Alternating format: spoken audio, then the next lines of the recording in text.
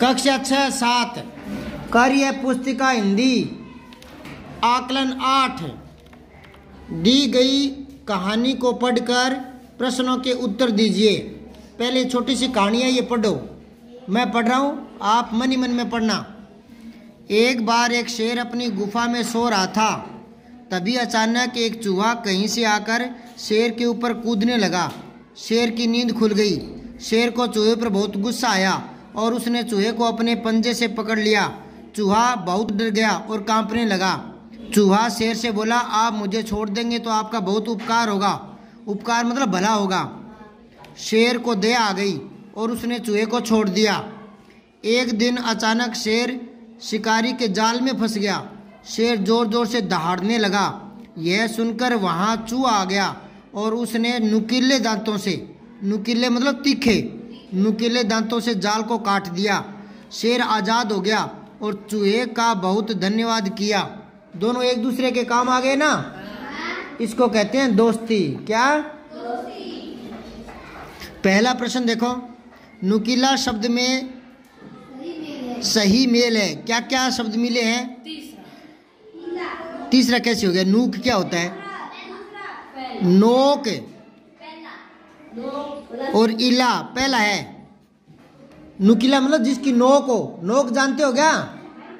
जैसे सुई होती है, उसके एक तरफ तो धागा पिरोते हैं और दूसरी तरफ तीखा होता है ना, वो उसको नोक बोलते हैं। नोक, हाँ, तीखापन होता है ना, नोक।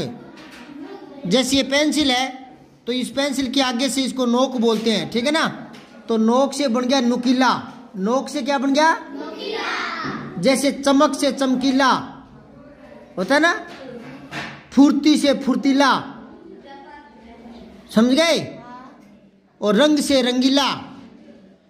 दोबारा देखो, इला दिख रहा है क्या? बड़ी ई और ला। नोक के आगे दिख रहा है क्या पहले में? बड़ी ई और ला। तो बड़ी ई और ला, इला प्रत्यय जोड़कर 4 शब्द और बनाओ। अभी तो बोले मैंने, इला जोड़ना है लास्ट में, जोड़ो। रंगीला, कंटीला। कंटीला किससे बन गया? कांटा से। कंटीला किससे बना है? कांटा से कंटीला। रंग से रंगीला, हट से हठीला, हट से हठीला, ठीक है।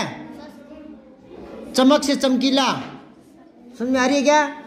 अब दूसरा देखो, शिकार करने वाले को शिकारी कहते हैं। तो बताओ व्यापार करने वाले को क्या कहेंगे? व्यापारी। तीसरा व्यापारी।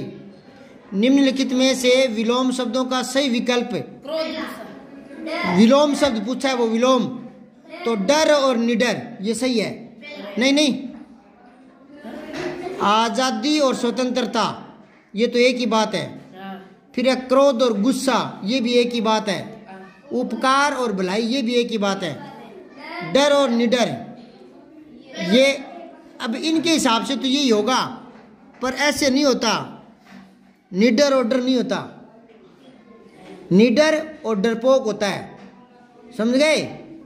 क्योंकि निडर जो है ना, निडर वो विशेषण है और डर संज्ञा है। तो संज्ञा का विलोम संज्ञा ही मिलता है और विशेषण का विलोम विशेषण मिलता है। पर इसने गौर नहीं किया यहाँ पर। ये तो सारे एक ही बात है, आपस में पर्यायवाची है। विलोम तो फिर इसको मान लो, चलो ठीक है तो वैसे गलत ही है, पर एक ही कर लो। फिर है चौथा, डर को हम और किस नाम से जानते हैं? बताओ। डर को भय। और गुस्सा, क्रोध, बैर, बैर होता है दुश्मनी। इस कहानी का शीर्षक क्या हो सकता है? शेर और चूहा। वेरी गुड, शेर और चूहा बे, ठीक है। फिर है शेर को चूहे पर गुस्सा क्यों आया था? क्योंकि उसके शरीर पर कूद रहा था ना। चूहे का शेर के ऊपर कूदना, दूसरा, ठीक है। दिए गए संयुक्त व्यंजन का प्रयोग करते हुए नए शब्द बनाने हैं। तो ये संयुक्त किसको कहते हैं? मैंने बताया था, एक आधा एक पूरा बताया था ना। तो ऊपर रह होता है, वो क्या बताया था मैंने? तो फिर ऐसे ही साथ में मैं है, आधा रह और मैं, तो एक अक्षर आधा एक पूरा, तो उसको संयुक्त अक्षर बोलते हैं। क्या बोलते हैं? संयुक्त। तो धर्म ऐसे आप बनाओ दो तीन के, हाँ, कर्म, कर्म नहीं कर्म। और दर्द दूसरा बना दो, दर्द। एक बना दो मर्द, मैं दे के ऊपर रह मर्द। अब आओ प्रेम ऐसे और बनाओ, पै के पैर में आ रहा है ना, तो हाँ प्रदेश, प्रचार, प्रकाश, प्रभाव, कुछ भी कर लो ये, ठीक है। अब आओ पत्ता, एक आधा है तय, एक पूरा है, तो संयुक्त हो गया ना। तो ऐसे ही आपको आधा तय और पूरा तय ऐसे ही लगाना है। हाँ, एक तो कुत्ता करो और गत्ता, ये वेरी गुड, और सत्ता। अब है द्वार, तो दे के पैर में वह है ना, तो एक तो लिख लो द्वारा, एक लिखो द्वितीय, एक और लिखो द्वंद्व। द्वंद्व समास लिखते ना, मैं बोल रहा हूं देख लो, दे द्वात, उसके पैर में वे, और फिर आधा न, फिर दे द्वात पैर में वे, द्वंद्व। अब आओ 8वां प्रश्न, शेर आजाद हो गया, से आशय क्या है? आशय का मतलब होता है मतलब, आशय का मतलब क्या होता है? मतलब ही होता है। आशय मतलब इसका क्या अर्थ है? अर्थ। तो शेर आजाद हो गया मतलब आजाद हो गया, हाँ स्वतंत्र हो गया। आजाद हो गया मतलब पिंजरे से बाहर आ गया, जाल से बाहर आ गया।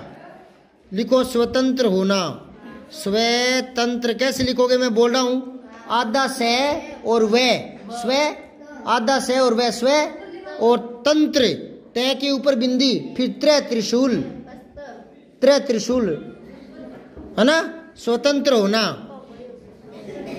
और ब्रैकेट में लिखो जाल से छूटना, जाल से छूटना, जाल से छूटना।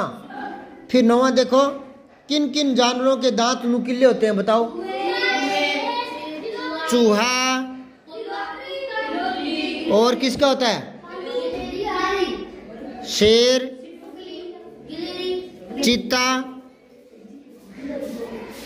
ठीक है, आदि। अब है नीचे दिए गए शब्दों से सरल वाक्य बनाने आपको। तो गुफा, हाँ शेर गुफा में रहता है, लिख लो शेर गुफा में रहता है। फिर है ये क्या लिख दिया? धन्यवाद। ये आधा नहीं लिखो इसमें, ध आधा ने, ये वाद है, ठीक है, धन्यवाद। तो शेर ने चूहे को धन्यवाद दिया, शेर ने चूहे को धन्यवाद दिया। उपकार को सेठ जी गरीबों पर उपकार करते हैं, ठीक है। ऐसी भाषण तैयार करना है, इसमें है नहीं कोई मतलब। कार्य पत्रक 51 पर देखो, समाचार पत्र की घटनाओं पर अपने विचार लिखने हैं। समाचार पत्र देखे ना आपने, अखबार है। अब बताओ समाचार का मुख्य विषय क्या है? इसको देखो पहले, तो इसको पढ़ लो। अब ऑनलाइन भेजे जाएंगे प्रश्न पत्र। जयपुर राजस्थान नर्सिंग काउंसिलिंग की ओर से 15 मार्च को होने वाली ANM प्रथम और द्वितीय वर्ष की मुख्य परीक्षा के प्रश्न पत्र परीक्षा केंद्रों पर ऑनलाइन भेजे जाएंगे। प्रदेश में 12 परीक्षा केंद्र बनाए गए हैं। 2641 प्रशिक्षणार्थी परीक्षा में शामिल होंगे। काउंसलिंग के रजिस्ट्रार डॉक्टर शशिकांत शर्मा ने बताया है कि अब सभी परीक्षाओं के प्रश्न पत्र भी सभी परीक्षा केंद्रों पर ऑनलाइन ही प्रेषित किए जाएंगे। शर्मा ने बताया कि संबंधित परीक्षा केंद्रों को परीक्षा समय से 45 मिनट पूर्व प्रश्न पत्रों को केंद्राधीक्षक और पर्यवेक्षक के स्तर पर OTP के माध्यम से अति गोपनीय प्रक्रिया अपनाते हुए भेजा जाएगा। सालाना 50,000 परीक्षार्थियों की परीक्षा आयोजित की जानी है। तो अब बताओ समाचार का मुख्य विषय क्या है? ऑनलाइन भेजे जाएंगे प्रश्न पत्र। लिखो ऑनलाइन भेजे जाएंगे